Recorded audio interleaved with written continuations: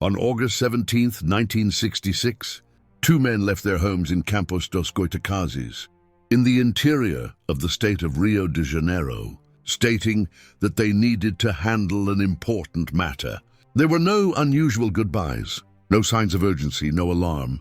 Everything indicates that the departure was planned and treated as part of a normal day. What is known with certainty is that they left voluntarily. This fact was later confirmed through transportation records, witness accounts, and reports published by the local press in the days that followed, allowing investigators to partially reconstruct their route. Manuel Pereira da Cruz and Miguel José Viana were electronics technicians. They worked together, had technical training, and were described by colleagues and family members as quiet and organized individuals. Contemporary documents and interviews given by relatives to regional newspapers confirm that there were no recent conflicts, threats, debts, or behavior suggesting emotional instability or despair. The two men boarded a bus bound for Niterói. They were later seen walking through the city, moving normally, purchasing a raincoat, a bottle of water, and a few simple items. These details appear in police statements and in articles published by local newspapers. Later that same year, nothing indicated immediate danger. Nothing suggested improvisation. As night approached, Manuel and Miguel headed toward Morro do Vintém, an elevated and isolated area rarely visited. The site had no public lighting and no infrastructure. Even so, they proceeded to the top. There are no records of encounters with third parties.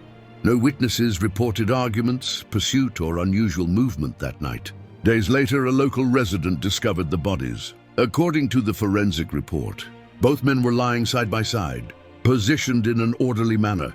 There were no signs of struggle, fractures, puncture wounds, or any form of external violence.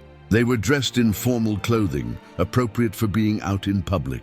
Covering their eyes, each man wore a mask made of lead.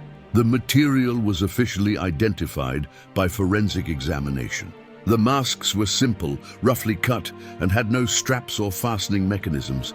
Beside the bodies, investigators found a notebook containing short, direct notes. The notebook described a procedure.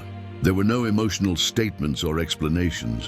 One note indicated the exact time at which the lead masks should be placed. Over the eyes, all materials were photographed, collected, and formally recorded in official case files. Medical and forensic reports show that professionals were unable to determine the cause of death. The evidence did not fit accident, homicide, or conventional suicide. From the beginning, the case was classified as unexplained by the authorities themselves, and that was only the beginning.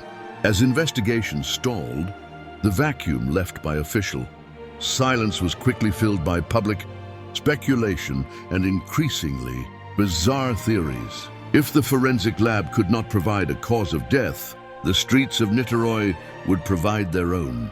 Rumors began to circulate about a luminous object seen hovering over Morro do Vintém on the night Manuel and Miguel died.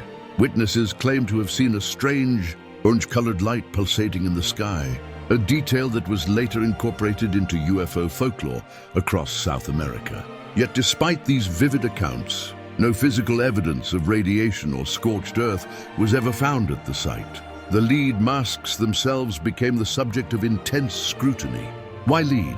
In the world of electronics, lead is a primary component of solder, but it is also a powerful shield against radiation and X-rays. This led many to believe that the men were expecting to encounter a high-energy field or a blinding light during their experiment.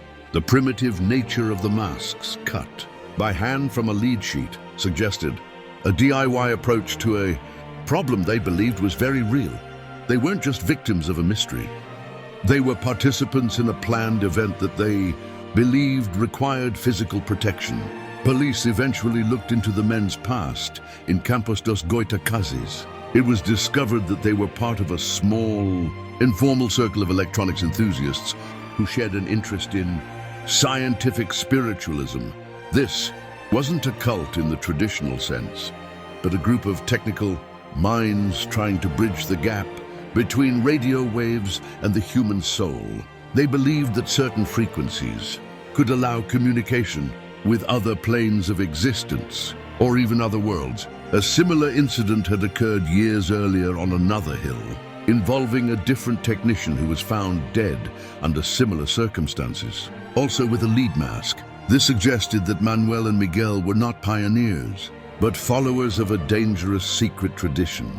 As the years turned into decades, the lead mask's case became a permanent fixture in the annals of the unexplained. The original evidence, the masks, the notebook, and the tattered suits was moved from office to office until much of it was lost or degraded by time. The Morro do Vintém itself has changed, now partially covered by urban growth, hiding the exact spot where the palm leaves were once laid out. Today, the case serves as a chilling reminder of the limits of human understanding. We have the times, we have the tools, and we have the bodies. But the signal they were waiting for remains silent, and the determined location they sought has never been found. The case remains a closed file with an open ending. All that is left are the echoes of a scheduled appointment that ended in a permanent, unexplained silence. If you liked this video, don't forget to subscribe to our channel.